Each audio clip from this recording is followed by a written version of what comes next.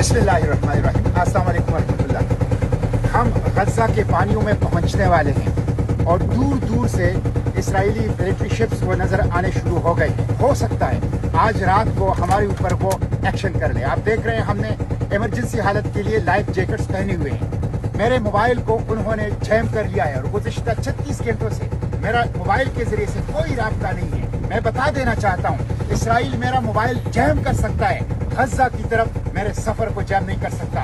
ये मोबाइल अब सिर्फ एक खिलौना बन गया है। मैं इसको फेंक देता हूँ समंदर के अंदर, लेकिन मैं गज़ा की तरफ सफ़र जारी रखूंगा। मोबाइल के बगैर भी गज़ा की तरफ मेरा सफ़र जारी रहेगा। मैं सिर्फ पाकिस्तान के अवाम को बता देना चाहता हूँ, अगर आप गज़ा नहीं आ सकते, हम गज़ा आ गए हैं और हम गज़ा जाएंगे। हाँ, ये समंदर की मछलियाँ के खुराक हम बन जाए या इसराइली ड्रोन हमारे जिस्म के पुर्जे उड़ाए, लेकिन हम गज़ा की तरफ सफर जारी रखेंगे। अगर आप गज़ा नहीं आ सकते तो इस्लामाबाद में अमरीकी सफारत खाने की तरफ आइए। मैं सियासी जमातों से, दीनी जमातों से, पॉलिटिकल लीडरशिप है, इंसानी हुकूक की तंजीमों से कहता हूँ, अमरीका फाइनेंसर है, अमरीका कातिल है। अमरीका ने ओपन एंडेड लामतनाही पुरअमन मुनज़्ज़म धरना दीजिए, यह आपका कानूनी हक है। ये वो कम से कम काम है, कम से कम फर्ज है जो आपको अदा करना चाहिए। इसलिए मैं तमाम सियासी जमातों, पॉलिटिकल लीडरशिप, इंसानी हुकूक की तंजीमों से कहता हूँ कि वो इस्लामाबाद की अमरीकी एम्बेसी पर पुरअमन लामतनाही धरना दें।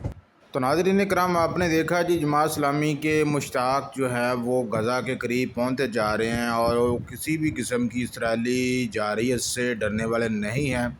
और उन्होंने कहा है कि उनका जो मोबाइल है वो जाम कर दिया गया है और इसराइल जो है किसी भी वक्त अब उनके ऊपर हमला कर सकता है। बहरहाल जी, पाकिस्तान की कौम इसके साथ है क्योंकि ये गज़ा के मज़लूम मुसलमानों की मदद करने के लिए वहाँ पर पहुँचे हैं। और ये 22 करोड़ पाकिस्तानी के लिए शर्म से डूब मरने का मुकाम है कि ऐसे वक्त में जब गज़ा के लोगों को हमारी ज़रूरत है, गज़ा में भूख की वजह से लोग तड़प रहे हैं, लोगों को खाना नहीं मिल रहा, लोगों को पानी नहीं मिल रहा, गज़ा के मज़लूम लोगों की तरफ कोई नहीं देख रहा।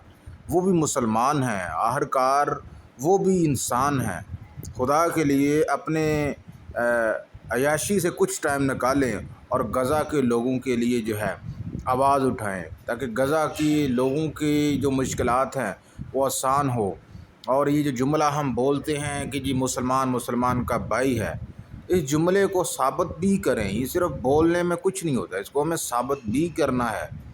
गज़ा के मज़लूम मुसलमानों का साथ देकर, किसी भी किस्म की ताकत हो, लेकिन अल्लाह की ताकत सबसे आगे है। बाकी तमाम ताकतें अल्लाह की ताकत के आगे ढेर सा